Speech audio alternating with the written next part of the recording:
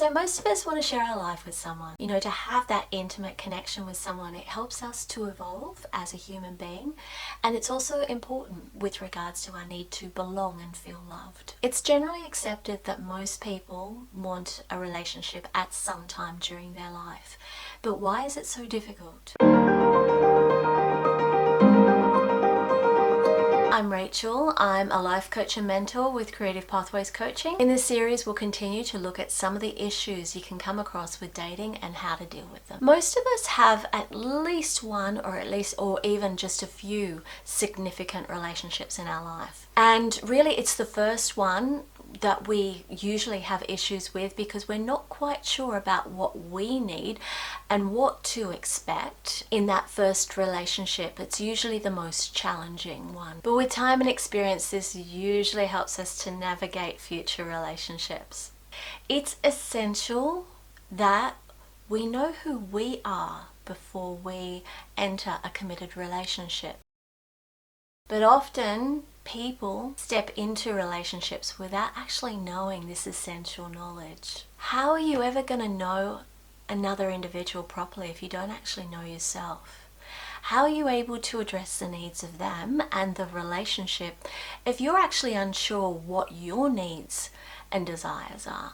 Check out my other videos to see ways in which you can get to know who you are and what you want. So as obvious as some of these issues I'm going to talk about today seem obvious, and you know them intellectually, sometimes when we start to enter a relationship, we tend to fob off or see them as insignificant, and that with time everything will all work out. So as much as you'll see that these issues intellectually, oh yeah, sure, no, I wouldn't get involved with someone, when you're actually in that situation, sometimes things change because of a number of things. And look, generally most people, and I include many of my clients here, can attest to this, that they've looked back on a relationship and seen those red flags at the start and wish to God they'd actually taken notice of them. When you want a relationship to work, when you want a romantic relationship to work, it's very human to overlook those less redeeming qualities of your partner. So you may find yourself justifying his or her behavior and actually overlooking signs that this person actually isn't an appropriate, loving and supportive long-term partner for you.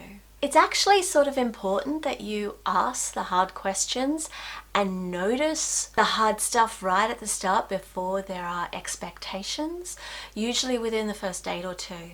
Because after the first date or two, we start to have expectations of who this person is. And sometimes those expectations that we have of someone may not actually be who they are. It's how we view them, or how we view them ideally in our head.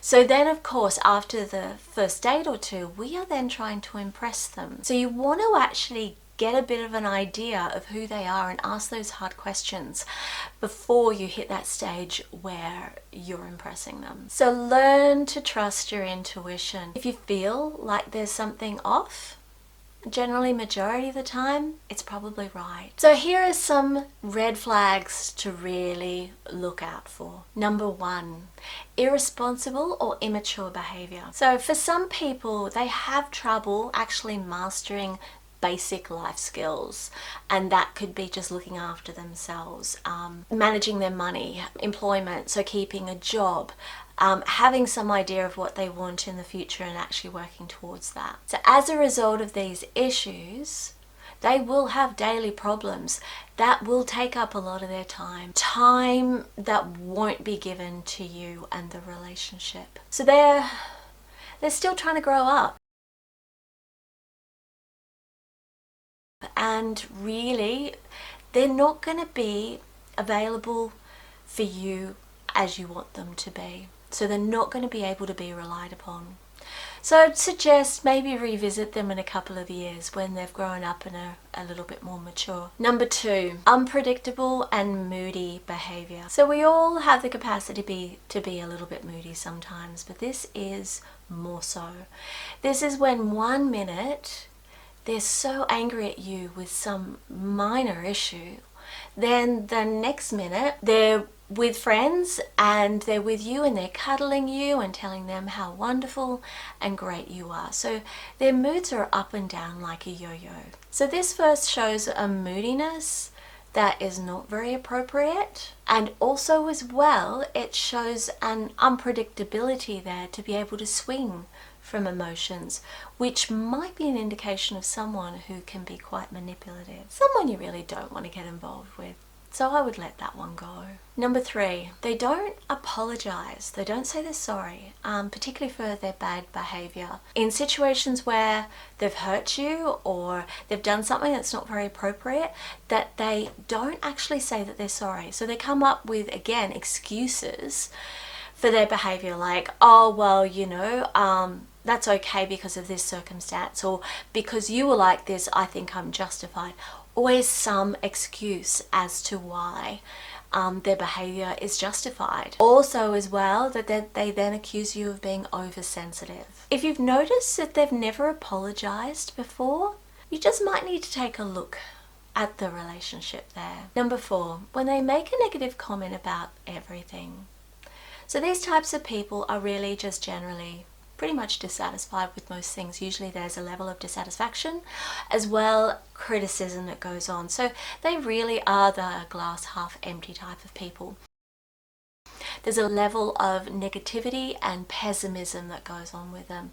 And of course, over time, that's going to be directed towards you. I would give them a bit of the flick. Long term, they're not going to be a very happy option. Number 5, their relationship history is a little bit questionable. Now, you'll have in the first instance people who have not had a relationship before. That can be a little bit hard because you're not quite sure of who they are. They don't know to a large extent who they are. So that can be in itself a little bit difficult, but not the worst thing in the world. The next one is dating someone who's had a large number of relationships, but they've all been fairly short term. So they've had a large amount of relationships that have only lasted a year or two. Now in that circumstance, I don't know about you, but I'd question the common denominator appears to be them. What's going on there? Then next you have the non-resolution of relationships. Now this can take the first instance where someone has just exited a relationship. I'd recommend not go there. Rule of thumb with people exiting relationships and getting over their ex. Rule of thumb is you take the length of that relationship, you third it, and that third is how long it takes to get over their ex. I've been a rebound before, and it's not pleasant. I wouldn't recommend it. Maybe give them a bit of a wide berth for a little while, catch up with them in a year or so. Now also, if they talk badly about their exes. Now, it's important that we all do some introspection there with regards to the demise of the relationship and seeing our accountability in there. But when you come across someone who is so hateful towards their ex, as soon as their ex's name is mentioned, you know, hate spews from their mouth, you really need to look at what is going on there. I mean, clearly, you know, there are those relationships that have ended badly, and that happens every now and again.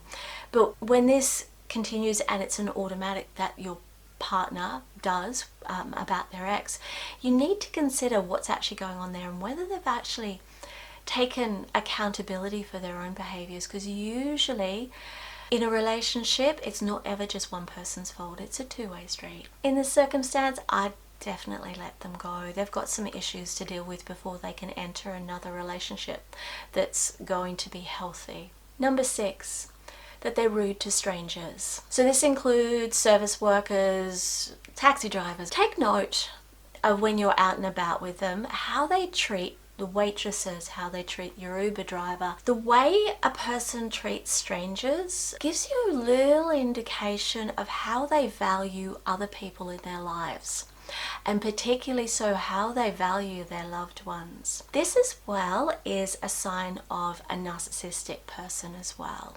So really be aware of this. Number 7, they talk about themselves all the time and don't really show much interest in you. Now, usually at the beginning of a relationship, It's really common to let the other person talk. You want to know as much as you can about them. Like, that's actually really natural. But after a while, you do want to start to share about you and who you are. And when you find that they're not actually really interested, you can see there's a level of disinterest, and then they could do stuff like then go back to what they were talking about and what they're interested in, what they did yesterday. You really need to take note of this one. This has a lot to do with self-centeredness, general self-centeredness, and not valuing other people. Do you feel that your thoughts and feelings are valued? Do you feel that you're listened to? If not, it might be best to move on. Number 8, you've noticed they're a bit secretive, even about the little things. These are the people who tell you stuff, but you realize they didn't tell you the whole story, even when it didn't really affect you. So it wasn't they were hiding it from you because, you know, it would affect you. You know, you notice that they tend to not tell you very much about their friends or their family or their work, you know, very vague references to certain things. So they tell you the bare minimum of their life overall, which could be one of two things. It could be because they're actually hiding something. It also could be that they're used to hiding something. They're used to keeping secrets. That could be because of their background for some reason. But you've also got to think about it from the perspective of, if they're keeping small bits of secrets and stuff now, imagine what they'll keep later on down the track. Number 9, they cheated on their ex with you. Look, this is an obvious one. I think we know this intellectually, but it needs to be emphasized when someone enters a relationship with someone who's actually cheated on their ex-partner to be with you. I would let this one go, because chances are, if they cheated on them, they'll cheat on you. Number 10, they tell you how wonderful you are. So they put you on a pedestal. It's sort of sweet and irresistible at first.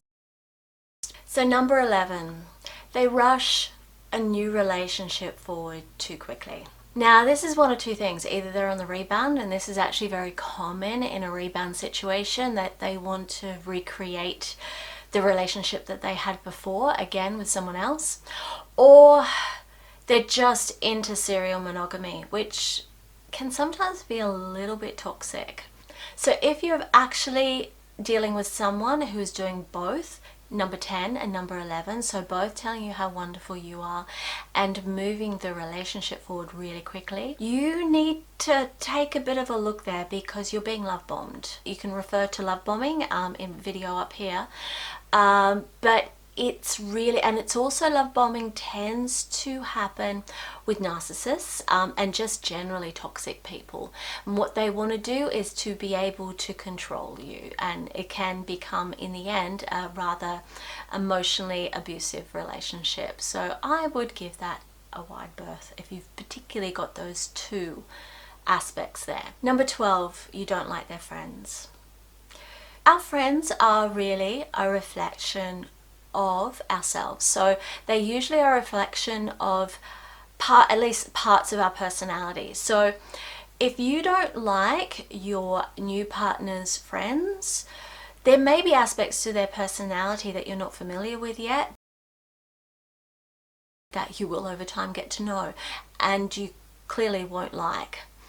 As well, on top of that, if you find that their friends are rude or act in ways you don't like, this is an issue. This is a big issue, and it's something you may need to step away from the relationship about. So if you guys like this video, please give it a thumbs up. Also as well, down below, subscribe, and that'll help you to get every week the future videos I post every Wednesday. If you've got any comments about this video or any suggestions for future videos, please put it down in the comments below. Mind you, you can book a one-on-one coaching session with me. The website is down below in the link. And I'll catch you next week. Cheers!